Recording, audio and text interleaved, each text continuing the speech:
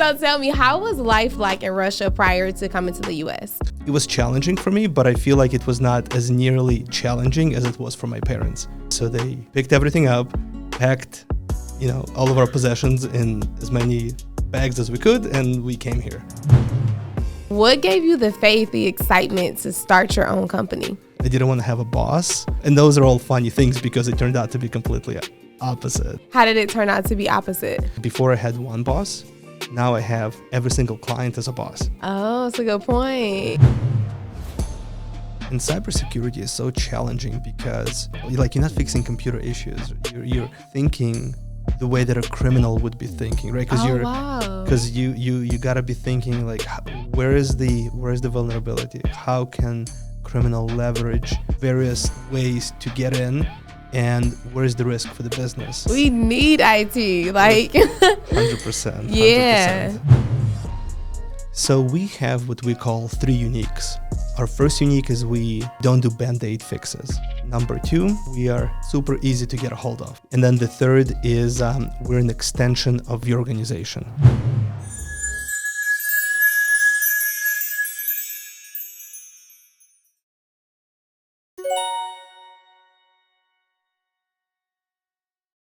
Hey family, I'm your host, Mikela Tia, and today I have a special treat for all of my business owners out there.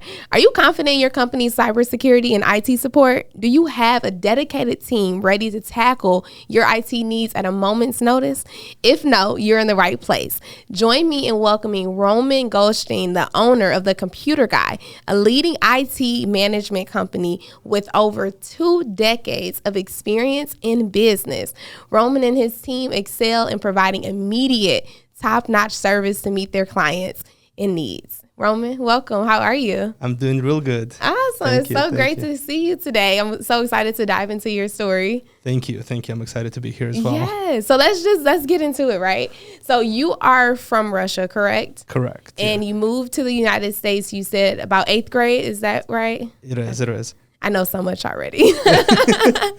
So tell me, how was life like in Russia prior to coming to the U.S.? Sure. So technically, I was born in a country that does not exist anymore, a former Soviet Union. Okay. And so it was a compilation of many countries.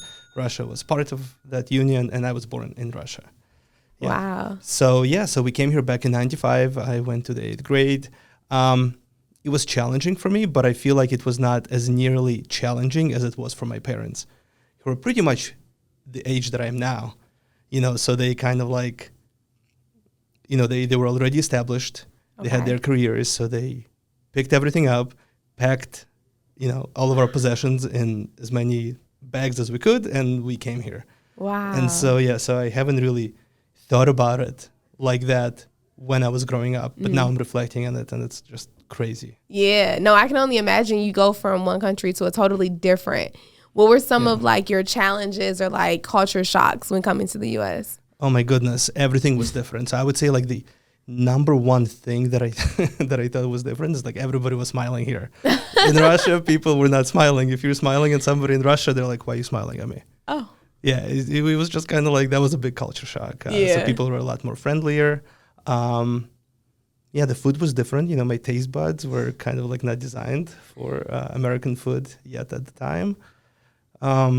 School, everything was different. Yeah. Yeah. Wow. Were there any language barriers that you had to overcome? For sure.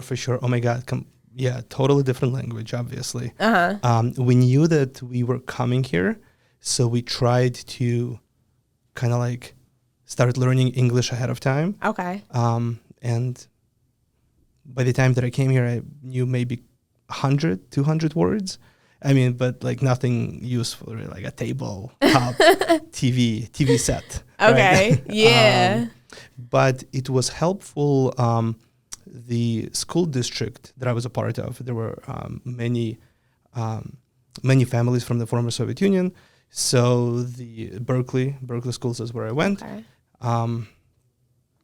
There was a system already in place, English second language classes. So I was kind of in our own, part of this Russian community. Yeah. And, Metro Detroit. Oh, that's good. Yeah. That's so good. So you're not alone. You have a support and people helping you. 100%. Yeah. 100%. Yeah. In the beginning, we started, just all of my classes were ESL classes. But as the way that the system was designed is that as the English was improving, they would like kick you out of the ESL classes, and they're like, okay, go with the rest of the kids. So throw you in the pack. Exactly. Wow. No, that's really exciting. It's funny. I share a similar experience moving from one city to another. Not a complete exact experience, but just like a culture shock in a sense. Like, everyone's so friendly. What's going on? Is everything okay? No. No, that's good. So you came here. I remember you shared with me about your parents. They were diving into computers, and you were like immediately fascinated. So tell me, how was that experience? As you said, that was Russia. Did you all have computers there? No. We didn't have. I mean, computers were extremely expensive, and they were not widely available. The closest thing that I had to a computer was this gaming console called Dendy. So Dendy was a knockoff of Nintendo. So it was like all the same games, looked the same, but it was Dendy. Whatever. Anyway, so that's the closest that I got. When we came here, so my parents are both engineers. My dad is a very accomplished mechanical engineer, and my mom is on the engineering side as well, and a civil engineer. So they knew that they needed to get their computer skills. They knew that all of the drafting and all of the design is no longer done on pen and paper, but it's going to be done on the computer. So they knew that they needed to get the computer, and I was like really excited about it. I remember they spent $2,000. It was a crazy amount of money. I mean, it's a lot of money today. Yeah. But back in '95 was a lot of money. And they bought a computer so that I could break it and mess with it. Yeah, but that's kind of how it happened. Yeah. Oh my goodness! Yeah. So you break computers, and now what's going on? Because at this point, if I was your parents, you're breaking the $2,000 computer. What do they do? So they were using the computer as a tool. And me, as a 13-year-old kid, I was using the computer as a toy to play games and play around and learn and such. So as I installed different games on the computer, like, I started to run out of space. Okay. My parents had their programs, Anyway, so I had this unique ability to go through all of the folders and to identify what I don't need and just delete it. Back in those days, I think it was Windows 3.11. It was right before Windows 95. Oh, you have a great memory. Yeah. So it just because that was the first operating system that I worked on. Anyway, so I would just it's much harder to do the things today to the computer than the safety gaps were not in place. So anyways, I would just go through and I would just delete things. I'm like, yep, I don't know what this is. I'm just going to delete it. All of a sudden, CD-ROM stopped working, sound stopped working, and I didn't put two and two together. So yeah, it needed to get. You deleted the sound? I deleted the sound. I deleted the file, the sound driver. I wanted to make some more room on the hard drive for more games. Wow. And all of a sudden, CD That's stopped funny. working. Yeah, and you know what? And that's why we need cybersecurity today. For sure. Because I can only imagine the different apps and stuff that people delete today. Like, I don't need this. I even have to research certain things. Like, do I need this app? Like, it's taking up a lot of my space. Exactly. Yeah. No, you're 100%. And today, cybersecurity is not necessarily about deleting things, but more about installing things on your devices that would give threat actors ability into your system, into your data. And so it's the same concept, but slightly inverse. Yeah, let's actually talk about that. Let's talk about the computer guy, right? Sure. So what gave you the faith, the excitement to start your own company? Oh, my goodness. So it was a long journey working up to it. So the computer guy started in 2005. By that time, I was already working at a leading law firm in their IT department. I was there for 4 or 5 years. And I just wanted to continue growing. I felt that there was not a lot of professional development opportunities, or maybe not at the speed that I wanted to develop. Okay, right? there you go. And I wanted to have a little bit of autonomy of my own time. I didn't want to have a boss. And those are all funny things because it turned out to be completely opposite. Okay. Yeah. How did it turn out to be opposite? Well, before I had one boss, now I have every single client as a boss. Oh, that's a good point. You know what I mean? That's a good point. So now I have, everybody's a boss. So you have several bosses and you're like, I didn't want to work for anyone. Now I work for everyone. Yeah, I mean, it was a learning curve. I'm very happy to do what I'm doing now, but it was a long journey, you know, coming from a place where not having any computer experience to starting an IT business. Yeah. Right? Like obviously there was there were things that happened in between, right? But yeah. Yeah, no, that's huge. That for you to just take that leap on faith like that, it speaks volumes to the fact that you know that you're destined for more, right? You could have stayed at the IT job, but you're like, no, it's time to go bigger. It's time to scale. But like, what are some important reasons why businesses should have that IT support, that cybersecurity? Yeah, so it changes significantly. Today, we're living in a very interesting times. If I were to take you back, let's say 20, 30 years ago, when we were not relying on computers and all of the information was stored in filing cabinets or whatever, right? And if all of your business information, client information that you're storing in your files, in your filing cabinets, if all of a sudden that building was caught on fire, right? It's very easy to visualize how that company can be in business today and be out of business tomorrow because fire just like destroyed everything, right? So now, because all of the information is in some sort of digital media, if we're kind of like in the same position. So like if a hacker criminal gets access to this information and deletes it, or holds it ransom where you can't have access to it. Similarly, how you wouldn't be able to get to it in a fire situation. Right. So you can be in business today and be out of business tomorrow, or, business reputation, right? Like if a hacker accesses your client's files and then distributes it on dark web or whatever, the business reputation may suffer. So that's one of the reasons why it's critical to be thinking about cybersecurity from the protection of the business. Right. No, that's really good. So tell me, what all services does the computer guy offer? Because we have cybersecurity, but what else do you all offer to your clients or your bosses? You're funny. So the way that we operate, we position ourselves as an extension of the organization. So even though we're a third-party service provider, the way that we really function, all of our processes and workflows are designed so that we're an extension of the organization. They pay us a flat fee. And, similarly to how if they were to be hiring somebody on staff, so instead of them hiring a person on staff, they can hire us, a whole team, and just pay us a flat fee. And we handle everything. We're very comprehensive in the services that we provide, from anywhere from day-to-day help desk support, computers is not working, application is not opening up, whatever else, to protecting that organization from cybersecurity threats and ensuring that this organization and this company continues to stay in business to serve their clients. Mm-hmm. That's good. What companies do you all service right now? So we have a lot of clients in the healthcare field. We have legal. We have some manufacturing, financial planning. So it really doesn't matter, basically, the field, because you can service just about anyone. So yes, that's correct. But we are more geared to those industries. We know how they operate. We know what their needs are. We know the types of challenges that they're running into on a daily basis, and we're there to help them out.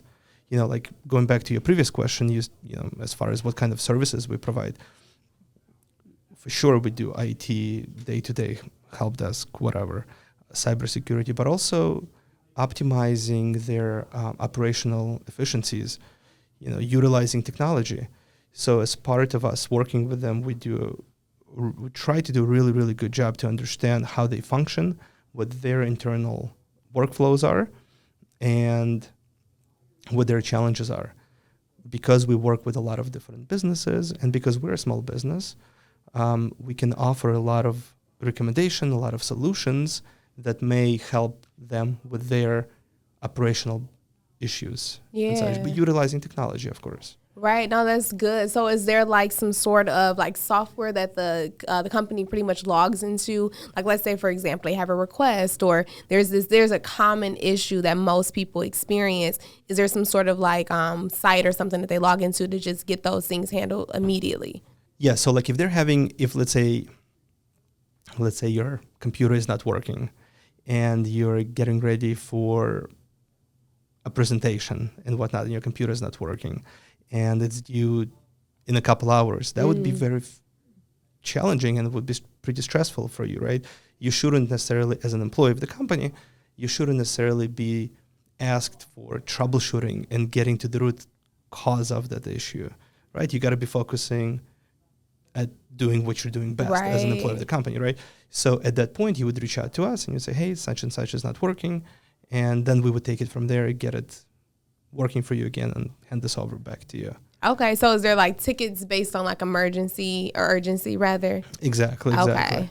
Yeah. Yeah. So when from the service perspective, for sure, that's everything is a service request, service ticket.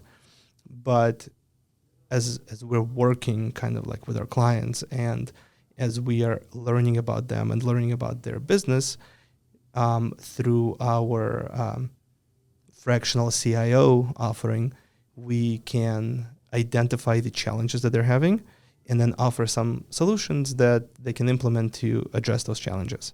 What are some common challenges that you experience across the board with all of the companies that you service?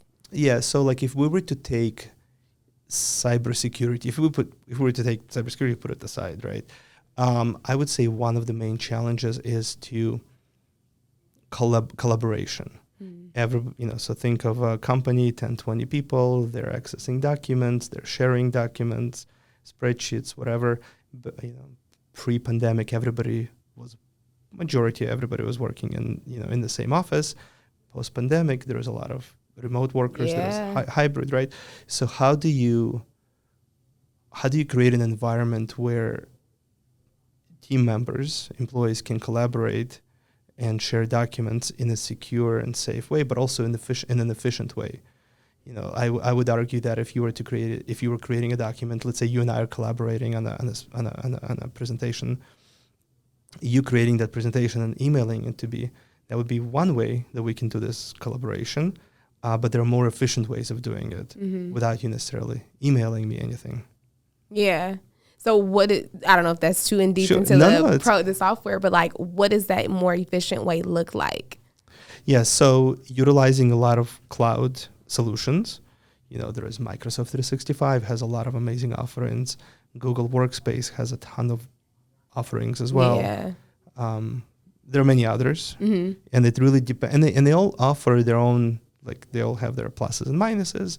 And then understanding what other tools the company uses, then putting this all together, we may come in and recommend a certain solution, because while we're fixing for, let's say, the collaboration issue, or not issue, but for collaboration optimization, right?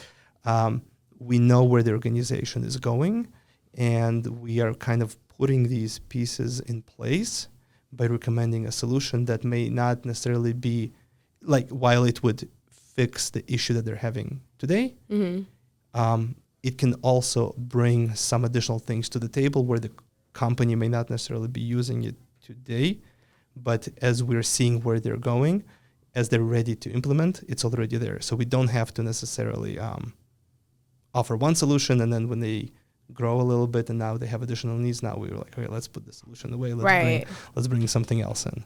Oh, that's good. So we're thinking outside the box, and that's one of our major offerings. Yeah, that was going to be my next question. And I love that you are very forward thinking. Like, we see this is where you're headed, and so now they give you a call up, already handled. We've already thought about it for you. 100%. Hey, you guys, I know you're enjoying our episode, but please make sure to check out the computer guy at www.tcgway.com for all of your IT needs. That's www.tcgway.com. Alrighty, let's get back to the episode now. What are some reasons or ways that the computer guy differentiates from any other cybersecurity or IT management company? So we have what we call 3 uniques. That's part of our of who we are. So maybe that would be a good answer to your question. So our first unique is we don't do band-aid fixes. So we deal with technology. Is it possible for an issue to resurface again? 100%. But we have a very unique ability to get to the root of the issue, fix it, and make sure that it doesn't come back again. So that's number 1. Number 2, we are super easy to get a hold of. It's a challenge in my industry.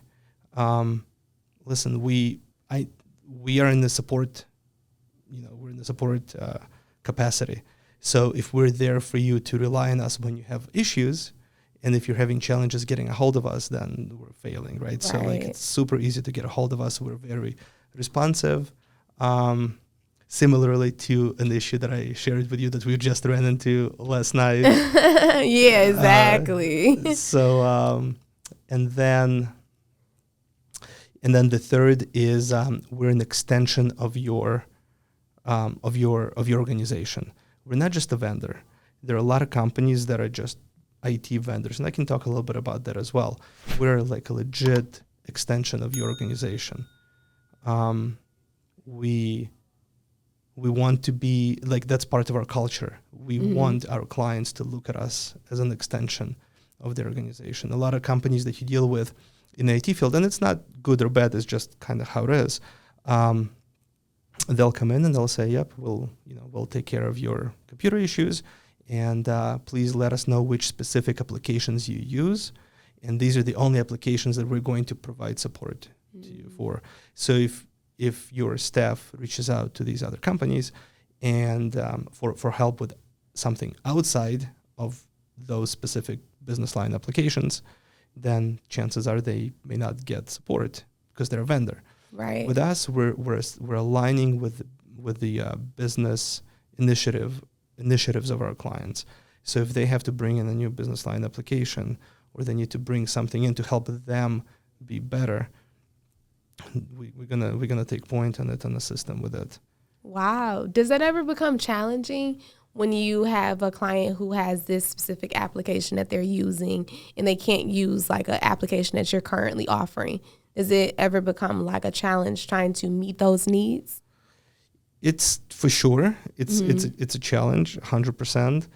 But it's IT. I mean, IT in general is I like to describe IT as it's like a fast moving bullet train, and if you ain't holding on to it, you're gonna get left behind. So clients bring different applications. However, at the core of how they function, they almost all function the same way. Okay. Yeah. So we have, I train my staff and on being able to see the similarities between different business line applications and how we can assist them. Now we're not claiming to be professionals in how to use that specific business line application. We don't learn how the intricacies of it, but we support them. Okay. So I'll give you a quick example. Let's say the application is not doing what it's supposed to do. Because we are your IT department, we will reach out on your behalf to the vendor to fix whatever the technical issue is, and then bring it back to you and say, okay, it's resolved. Now you can continue using it. Oh, that's so helpful. Yeah. Because it alleviates your client having to reach out to that vendor, being on hold, since there's such, I'm sure, a busy organization. And now it's nope, we did it for you. Here's your resolution in a sense. Yes. That's helpful. You know what I love too? You said that you guys your first unique was you're not a Band-Aid serving company. Right. I think that is phenomenal because a lot of times today it's always, did you restart your computer first? Right, 100%. Like now I call in like, I already restarted my computer. I'm having other issues. Sure. Why is that really a thing? Like restarting your computer? For sure. Okay. Restarting is really a thing. It like solves a lot of issues. But I'm a business owner, right? So I have to align our clients' initiatives with my business initiatives. Mm-hmm. So us not being a Band-Aid, fix company helps us out. So remember how I mentioned that our offering is like a flat fee service. Yeah. They pay us and then they get unlimited support from us. So what that means is that we're sitting at the same side of the table. So here, I'll this is kind of how I explain it. And it's like a eureka moment that I had. Because it wasn't always like that. Okay. The progression of the computer guy was like, oh my God, since 2005. So we've changed so many times. But, before we were like a plumber, electrician, whatever, right? Something is not working. You call the electrician, they'll come in, they'll fix the issue, and they'll charge you, and that's it. So that's what the computer guy was. Oh, your computer's not working? I'll come to your house, because that's kind of how we started going to people's homes. I'll fix your computer issue and you'll pay me, right? So essentially, I'm benefiting when you're having issues, right? Exactly. When you have an issue, you're going to call me. I'm going to come, fix it. Now I'm making money, right? When I come in and I say, you know what, Magia, you just give me like a flat fee and I'm going to cover everything. Now we're sitting at the same side of the table because when you're having an issue, it's costing me money because I am dedicating resources to fix that issue, right? It's unlimited resources that we have to dedicate, right? So now we're both hurting. Yeah. Where before, when you were hurting, I was getting paid. Right. Now when you're hurting, I'm like, oh man, I'm hurting too. So by not doing Band-Aid fixes, it's helping me be operationally strategic, right? Like it's costing me money if my team is not fixing the issue at the root cause right away, and then you have to open up another ticket for the same issue or reopen the ticket. Now I have a technician dedicated to fixing it again, and it's costing me money. Yeah. So you see how I'm linking our clients' business objectives of like having their issues fixed once and for all with my business objectives of keeping my costs lower. No, I like that. I think that it's so pure-hearted because, a lot of times people will put a Band-Aid just to come back out. But for you, it's like we're on the same side of the table. Yeah. I already know your mission, your goals, and where you're headed. So not only do I want to fix it now, I want to fix it forever. And I think that is just super special that you take that approach as a business owner and just understanding your business model. What changed? How did you realize like, okay, let me change up my strategy here? Like what kind of got you to that point? We evolved as a company, and because the needs of our clients have evolved as well. Back in the day, you had a computer issue, I'll come to your home business, fix your computer, and you're good. Today, it's a lot more challenging, right? This is where cyber security comes into play. You can, like as I mentioned, you can be in business today and not be in business tomorrow. So now we're doing a lot more monitoring, a lot more proactive management, making sure that we're scanning for vulnerabilities and in different software packages that you may have. So there is a lot of time that's happening behind the scenes that we have to do to keep you guys or our clients secure. And it's hard to bill for that. Okay. It's I don't like getting bills that I don't know what I'm paying for. Like, oh, here's a bill. Like, so it just became a lot easier where we just charge a flat fee, and then we just let us do what we do, and it kind of like unshackles us and just lets us be your IT department. Yeah. So it was an evolution of the industry, and we just had to stay with the with the changes. Hey, that's awesome. I've been reading this book, A Key Person of Influence, and it talks about how your success, your thinking, the thinking that you had 5 years ago that granted you success will not work in the next 5 years of your life. You have to change the way that you think, change your strategy. And hearing you say that, that's exactly what I'm hearing out of you. Like, what worked 5 years ago, it doesn't work today as the industry evolved. And I totally understand that too, because if I get a bill for something and you're like giving me all these itemized things, like, okay, like, what is this? I didn't need this. And like, well, you needed that for this to work. And exactly. It's like, oh, so I can understand. I ask that because you think about businesses as all entrepreneurs are growing and evolving, and just that inspiration that, hey, I might need to check my strategy. It may need to change a little bit. Yeah. Mm-hmm. So I think about that when you share that, because Sure. a lot of business owners need to kind of take that into mind. I mean, like, look at what happened with pandemic.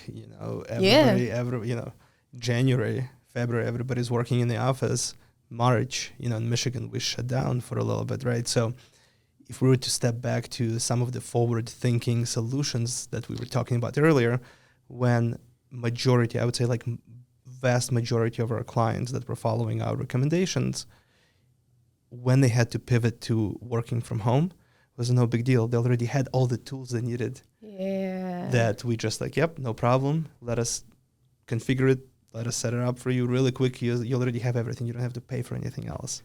That's good. Yeah. So and then, post-pandemic, I mean, just things are changing really quick, and IT is changing so fast. Oh my goodness. We need IT, like 100%. Yeah. It's so funny. I remember working, or two things. I know a lot of businesses now are just like, well, the pandemic, so we have to always consider this happening again. Like, I can only imagine, like, it's just at the top of everyone's mind. But I remember working for a company, and they were a little like not outdated, if you will. They just didn't have certain technology that most companies have. And prior to the pandemic, I'm like, hey, we should work from home some days. And they're like, what? Like, that's crazy. We don't do that. Sure. And I remember when the pandemic happened and we had the opportunity to work from home. And I'm like, did I speak this up? Like, a little nervous. Like, but like, you just were prophetic thinking, about it. Right. Hey, that's what they say. But just thinking about, that is the importance of having cybersecurity, and like how you all are so forward thinking. I'm going to keep repeating that because it just alleviates so much stress from business owners to know, hey, we've already thought about that. We knew you would come to this crossroad.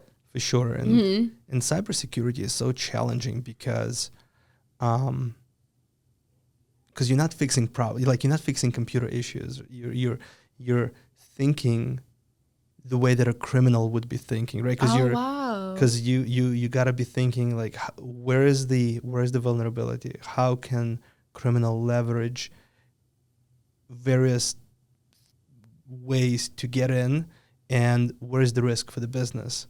Is the risk in the information? Is the risk in not being able to operate, like locking computers down, and just like thinking like that, and it's constantly evolving.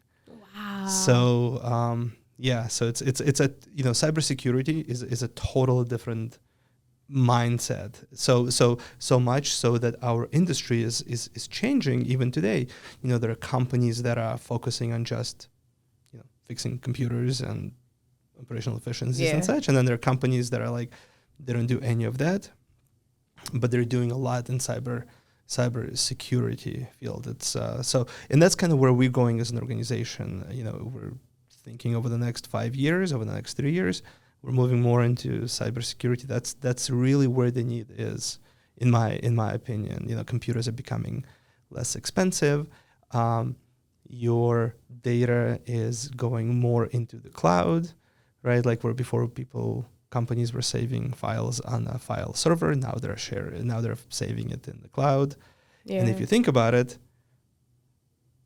some would argue that if your data was in your computer, in your server, in an office, then a hacker would not be able to get to it unless they would break into the office. But now you're putting this data in the cloud, and unless you properly secure the cloud, you're just making it easier for hackers to get access to it. Sure, because now it's in the cloud. If they know your password and you don't have certain security solutions in place, they'll log in pretending to be you, and now they have access to whatever you have access to. Wow. You know what I'm saying? Yeah. No, that's a good point. I love how you alleviate those breaches. Like, when you said thinking like a criminal, Like, that makes so much sense because you have your client, and I have to think in the mind of the opposition. 100%. Whoever is trying to attack my client, making sure my client, like you said, they aren't in a vulnerable space to have, access, being, towards the opposition rather. Yeah. I am curious, and I hope this is not controversial, but I'm curious with AI.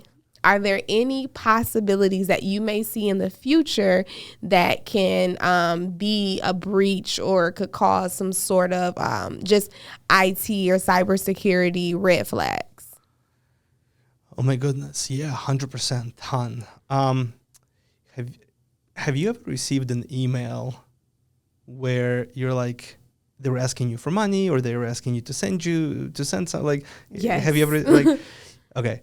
And when you read that email, did you see like the grammar may have been like kind of like off, and you're like, yeah, that person. Yeah, I click on the email now to see what email it came from. Right. So that's really smart of you. But like from the text, from the content. Oh yeah, yeah. It's just off. It's like lowercase, capital. Sure. Business. It just doesn't look professional. It's weird. Or like sometimes they make grammatical mistakes, or it's like just not how we. It is so strange and so obvious. I don't get it. So right. So now with the AI, you can just have it generate you an email message, make it sound like like an American of a certain type of an education, right? So that would help criminals out to look a little bit more legit. We're just scratching the surface where AI can help them out. AI can also generate, oh my goodness, AI can generate certain scripts where before you needed to be very knowledgeable in being able to create certain programs, now AI can do that for you. And we're not even talking about, all the information that we put in the AI. Yeah. Right? Like, so where does that information go, and who has access to that information, right? So like any sort of private information you put in. I have friends that work in regulated industries for big organizations where they get mandated from their company not to put any business intelligence of private information into AI. Okay. For any purpose, just because it's so unknown. Yeah, how do you alleviate those risks knowing that that's such an high demand? Like everyone's using AI. Sure. So at the moment, the only way that we can do it is twofold. We can either block access to AI, we block a lot of access for our clients, right? Like preventing their employees from going to websites that may be harmful, not on purpose, but by accident, right? So like we'll just put that safety guard in place. That wall blocker. Exactly. And, so we can block AI as well, but also just education. So the days where you can rely 100% on IT and just like, be like, yep, IT got it. Those days are gone. It's a shared collaborative effort between IT and the employees, and teaching them and providing education and not just like talking at them, but also like explaining why and kind of trying to get through to them that way. Yeah. That is awesome. Just to know, like, your company, the foundation and the morals that you stand on, I think that is so magnificent. Especially, you can tell, like, you've been in business for almost 20 years. Like, you're like, listen, it's way deeper. It's a relationship here that we have to really build. I am curious, what does the Computer Guy look like in the next 5 years? We're growth focused, continue growing with the right clients. We're not the best for everybody out there. There's specific type of clients that we can add a lot of value to, that we want to work with, where it's like a really good relationship. So continue growing organically that way, and focusing more and more focus on cybersecurity. Yeah. And protecting our clients. It's a little bit selfish. So it's like twofold. It's like I really enjoy it, but it's also selfish. Like I want my clients to be in business, right? Hey. Like I don't want nothing to happen to them. So absolutely, you have to be like that. Right.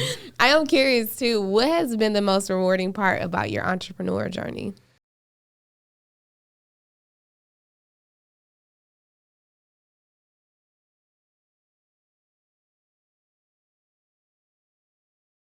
Changes depends on where we are in where the operational maturity of the organization. I would say today, what's rewarding is seeing my team grow. I have an amazing team. They work so hard. They love our clients. I'm so lucky to have them, and seeing them grow, coming in and really enjoying the subject matter and growing professionally. So I love that.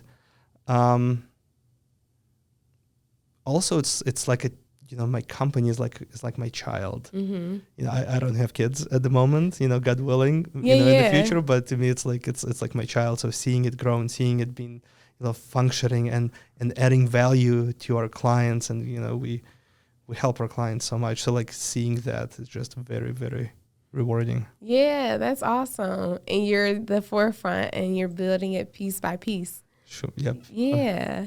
What advice do you have to someone who is an entrepreneur who's looking to get into the tech industry? It's challenging. So just be ready. Be ready to grind. Be ready to hustle. It's, there is this glamour, the perception of glamour of like having your own business, right? Oh, he owns his own business. It's a lot of work, actually, right? So like the ability to manage yourself. Would you hire yourself? Right. So like, if you can't manage yourself, then you're going to have to find somebody that can manage you, right? Working for somebody else. There's reading a lot of books. I think personal development is very important. Getting your mindset, working on your mindset. And it's not like one or two things. It's like, it's a constant struggle. What are your thoughts? Can you... I think that was so spot on. Like, I thought that was awesome. For your question, would you hire yourself? That goes to ask yourself, do you have the processes in place? Are you working with the proper ethics? Is your morals, or is everything in the right place mentally, emotionally, physically? Like, is everything in alignment? And does it make sense? I think that right there alone is super spot on, because it opens the door to ask yourself more questions. Right. Okay, would I hire myself? Okay, if I wouldn't, what do I need to do to get better so that I can be my best employee if I was hiring myself? Yeah. I'm such a believer in what, God, he attracts things to you. Whatever you put out is what you'll get back. And so if you're a great employee yourself, chances are really high you will also, attract another great employee. So if you're already that person in position, you're just going to continue to be blessed with more people that are just like you. Yeah, I can 100% relate to that. I would also say that, get your finances in order, or have a conversation with your significant other, or, when I started my company, I was 22. So I remember thinking about it. I'm like, all right, I still live with my parents. I'm about to leave this company. I'm going to go on my own. If everything falls apart, I still have room and I still have food. Yeah. You know what I mean? So it can be very financially challenging, because you're not really seeing the fruits of your labor right away. It's not like a job. You're going to go out there and expect to make a living, right? There may be a period of time. So that forward thinking about that, financial stress is terrible. It's like one of those evil types of stresses, I think, right? And so having financial stress, in addition to the stress of finding clients and servicing the clients, it can be a lot challenging, I think. Yeah, I would like to add to that, to help with that financial stress, is don't make your strategy so complicated, or your offer, your services. Start somewhere and then build. I always share this story. It's so funny, and I'm pretty proud of it. Tell me. So I play Monopoly on the phone, right? And it's so hard to beat the computer, in my opinion, right? And I beat the computer, and I'm like, how did I do? Yeah, tell me about it. And so what I did was, though, I started small. I just bought a few pieces of land, and then I just started to build on it with what I had. versus buying up the entire board and going broke because I can't afford everyone's rent. And I realized that. So I'm like, that's something to apply even in your business strategy. Start small and build with what you have. There's a scripture, Jesus says that, you know, when you can handle a little, God will bless you with a lot. So if you can handle those simple tasks, those small things that you have, you will show that you're responsible to handle more. And so that's how I like to look at it too. 100%. I remember thinking about that. I didn't know that Jesus said that. Yeah, it's a parable he shared, yeah. But I remember thinking about it. I'm like, man, like, why am I not getting these big clients? That was like years ago. And I'm like, maybe I'm just like not ready for them. So I like legit like remember thinking about that when I'm in a tough situation. And listen, when you're in your own, have your own business, you're problem solving every day. You know, not just client problems, but employee problems, business problems, all these, they just come up constantly, right? So you're like, okay, God thinks that I can take care of it. Handle it. And that's where you are today, which goes back to your question. Well, and am I a good employee, you know, for myself? And that just all goes back to that. Am I where I need to be in being responsible? Sure. Yeah. And you know what? Honestly, like, you know, having a business is awesome. I really enjoy it. I mean, it took me a long time to get, and sometimes I wake up and I'm like, man, this is tough. Oh my God, like, should like, but you know, it's just temporary. And you know, I think support system is very important. Absolutely. Right? Like, you know, surrounding yourself with other people that are, you know, cheering for you, or maybe not even cheering. What am I thinking? Like, I'm thinking more of like a mentor. Yeah. Mentorship. I think mentorship is huge. It is like phenomenal. Yeah. Yeah, I have a mentor. I'm actually just got it. Well, yeah, when I got my mentor, like you have a lot of mentors throughout your life. Sure. But when I got my mentor for my business, it just took off. Like he showed me things that I didn't even recognize, you know, and that I like wholeheartedly agree with mentorship. Yeah, we're standing on the shoulders of giants, right? Yeah. Essentially, right? And then they're mentors. Exactly. Yeah. Coachable, you know, be coachable. You know, it's a journey. It's a journey, right? Like, you know, a mentor, once you identify, like, this is the person that knows what they're talking about, and I'm going to, you know, listen to them, right? Like, not blindly, but like, you know, with an open mind. Yeah. I think being coachable is important because, you know, a coach or a mentor will give you a recommendation and you may not really understand what that recommendation is. And that's normal, right? Because if you knew, you wouldn't be in the situation, right? Exactly. So it's like, you know, they're helping you see the way, and just being coachable, I think, is huge. Absolutely. It's so funny you say that. My fiance, we just had a similar conversation, how he's experienced a lot of things in life that I'm now experiencing. And now it's like I have to be coachable and like understanding like, hey, he went through this. He knows what he's talking about. Right. And so it's even like in a sense like him being my mentor and you know, along this journey of life. So it's beautiful that you said that. I am curious. This has been so great. I don't want to let you go, but I need to ask you one question. Sure. What do you want to be remembered by? Oh my gosh. At which point? Just in life, when you're like, bye, y'all, it's been a nice life. What do you want people to remember you by? When people think about me, right? Like I want them to, or like Roman is fair. Roman was a fair person.